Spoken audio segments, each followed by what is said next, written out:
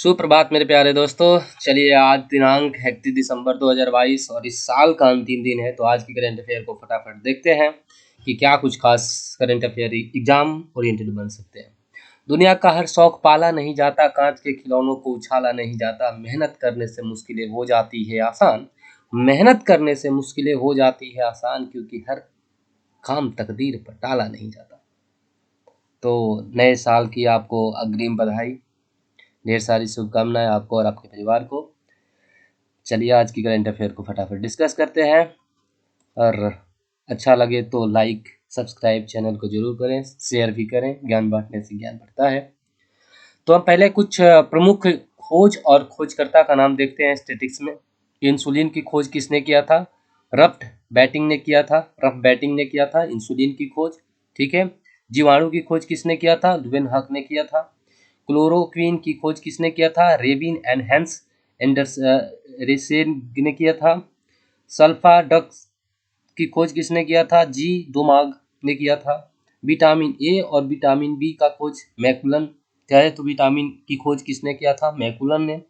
Vitamin C का यूजोक्स होलकट ने किया था। विटामिन डी का जो है एफ जी हॉपकिंस ने किया था। हॉपकिंस भी बोल सकते हैं। रक्त परिसंचरण, ठीक है, डॉक्टर विलियम हार्वे ने किया था। मलेरिया की खोज, मलेरिया परजीवी की खोज किसने किया था? रोनाल्ड रॉस ने किया था। और एस्पिरिन की खोज जो है ड्रेसर ने किया था। तो ऐसे क्वेश्चन एग्जाम में आ रहे हैं जो कि हमें इसको याद करना पड़ेगा। ये फैक्ट है, ओरिएंटेड फैक्ट है, इस पर कोई डाउट नहीं है। अभी हम कुछ ऐसे भारत के स्टेचू देखेंगे जो हाल ही में स्थापित हुए हैं भारत में। पहला देखते हैं स्टेचू ऑफ लिबर्टी, ठीक है, belief, sorry, statue of belief जो राजस्थान में बनाया गया है। भारत में सबसे बड़ी शिव की मूर्ति है ये। आप तस्वीर देख सकते हैं भगवान शिव की। ये 107 मीटर जो है ऊंची है इसकी, और निर्माण करता जो है मिराज ग्रुप द्वारा जो है इसको किया गया है। ठीक है।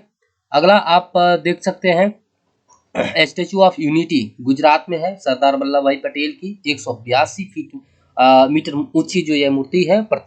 मूर्तिकार कौन है? राम सुतार है। इन्होंने ही महात्मा बुद्ध का भी मूर्ति जो है गया में बनाया है, राम सुतार ने ही। ठीक है। और हाल ही में महात्मा गांधी का भी जो यूएनए के मुख्यालय में एक मूर्ति का अनावरण किया गया, उसका भी निर्माण जो है ये राम सुतार ही ने किया है। तो ये जो है सरोवर बांध से 3.2 किलोमीटर दूर साधु बेट नामक द्वीप पे है, नर्मदा नदी के तट पे है। ठीक है। अगला हमारा है स्टेचू ऑफ इक्वलिटी, तेलंगाना में है। ठीक है। ये रामानुजाचार्य जी का है।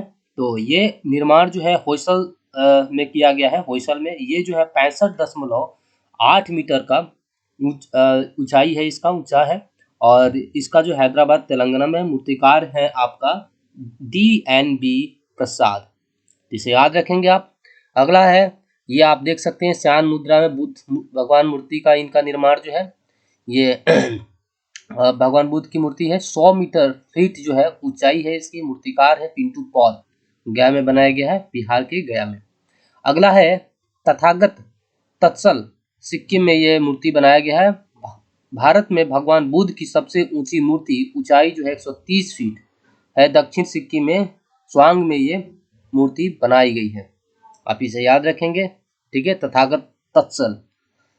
उसके बाद परिताल अजेनिय मंदिर आंध्र प्रदेश में। ये भारत में बजरंग बली की सबसे ऊंची प्रतिमा का 135 मीटर ऊंची है। और हाल ही में नरेंद्र मोदी ने भी एक मोरबी में जो है तकरीबन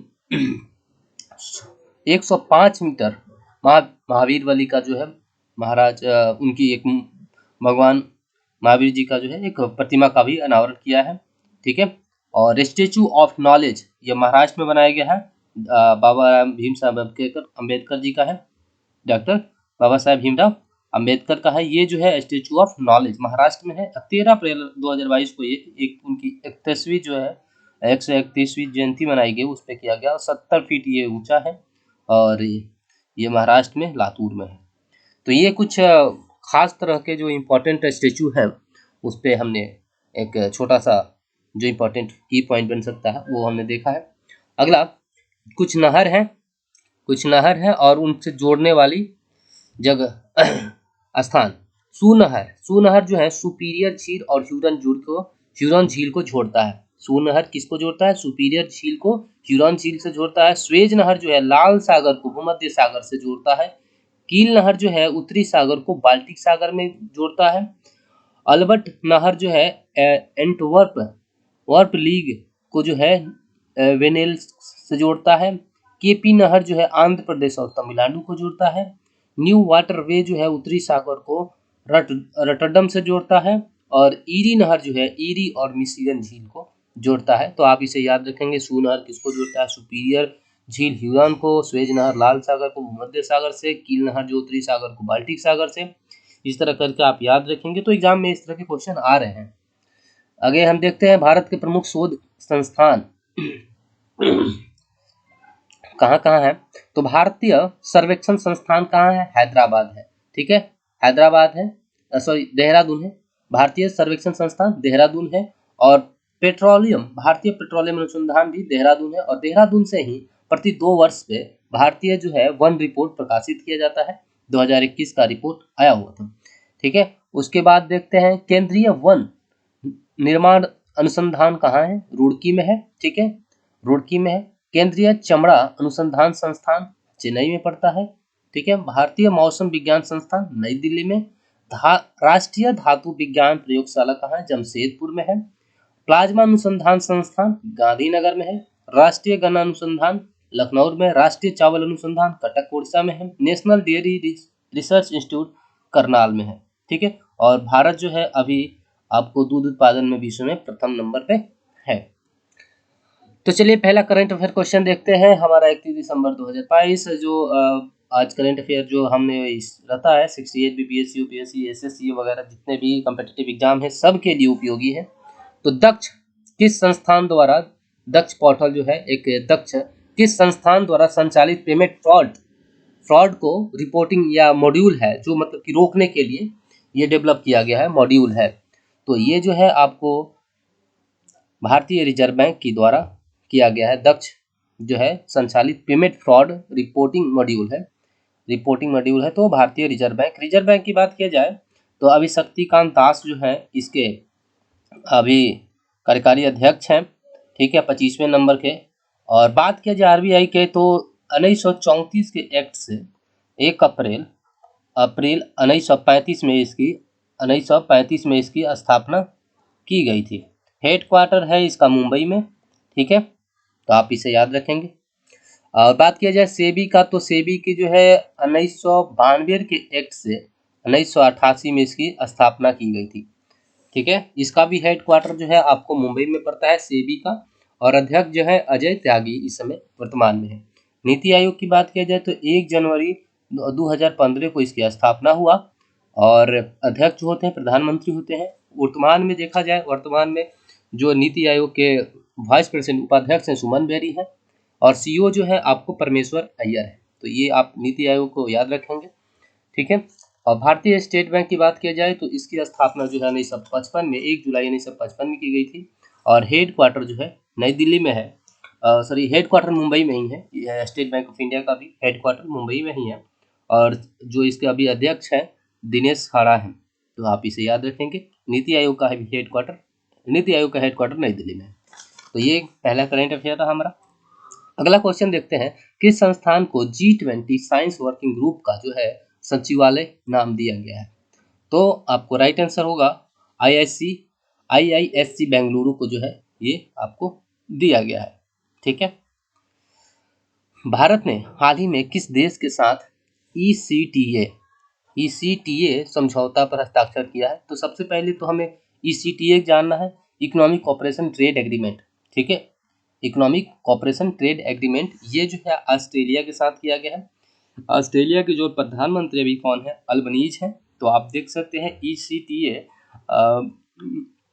glad Dan in India Australia ECTA is turning into force today. It is a weather's moment for our comprehensive strategic partnership. It will unlock in enormous partner potentials, our trade and economics triad and boots of the business.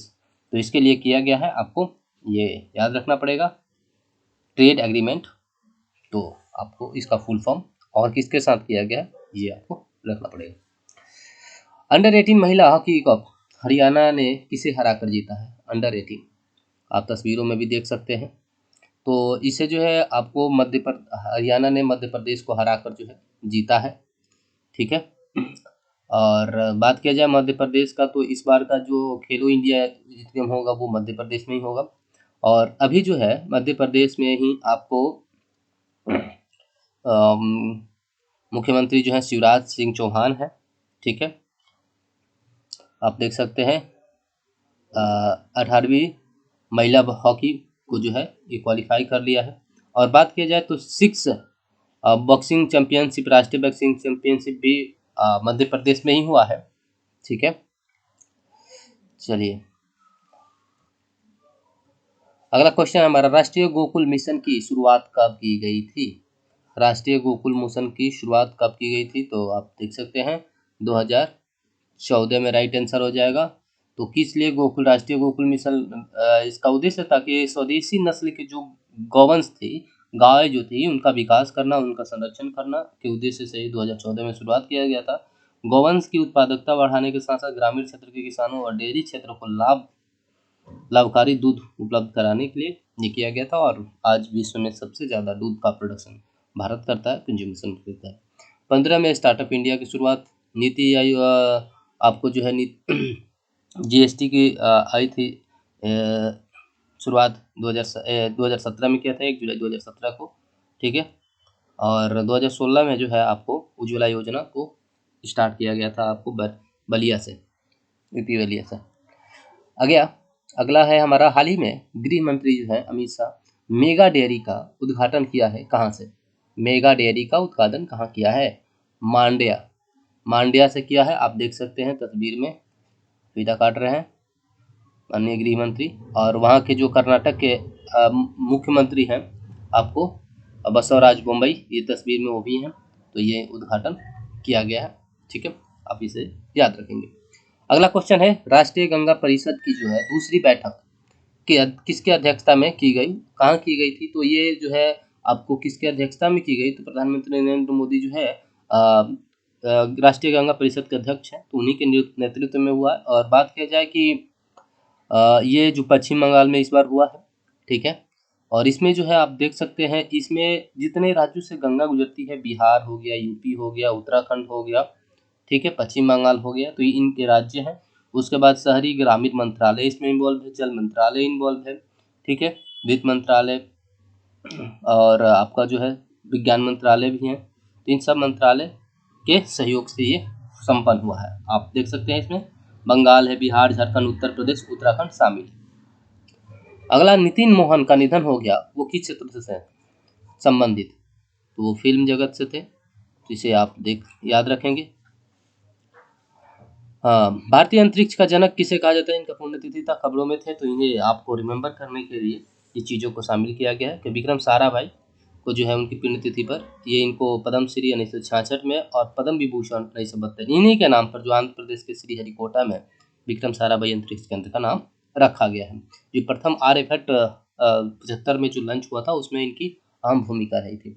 बात की जाए भारत अपनी आज़ादी का जो है 75वां वर्षगांठ मना रहा है, तो उस पर माना सर्बिया ने जो है विशेष डाक टिकट जारी किया है, तो ये चीज़ें आप याद रखेंगे। अमृत महोत्सव पर सर्बिया ने डाक टिकट जारी किया है। ईस्ट वेस्ट मेट्रो कॉरिडोर का निर्माण पूरा हो गया है, तो आप इसे नहीं समझ पाएंगे, तो इसका है कि ईस्ट वेस्ट कॉरिडोर यानी भारत में पहली बार समुद्र के नीचे से मेट्रो गुजर रही है, ठीक है, नदी के नीचे से, समुद्र के हुगली नदी के नीचे से जो मेट्रो गुजर रही है, इसको देख सकते हैं 5 मीटर लॉन्ग लंबा है। टनल बिलो हुगली रिवर के नीचे है। 32 मीटर अप्रॉक्स जो है इसका फ्रॉम वाटर लेवल के नीचे है, 5 मीटर लंबा है। और इसको 67 day taken to complete both tunnel, तो कंप्लीट हो गया 67 डे के अंदर। तो ये चीज़ें आप याद रखेंगे पश्चिम बंगाल में। तो आज की करंट अफेयर ये रहा आपको एग्जाम के लिए।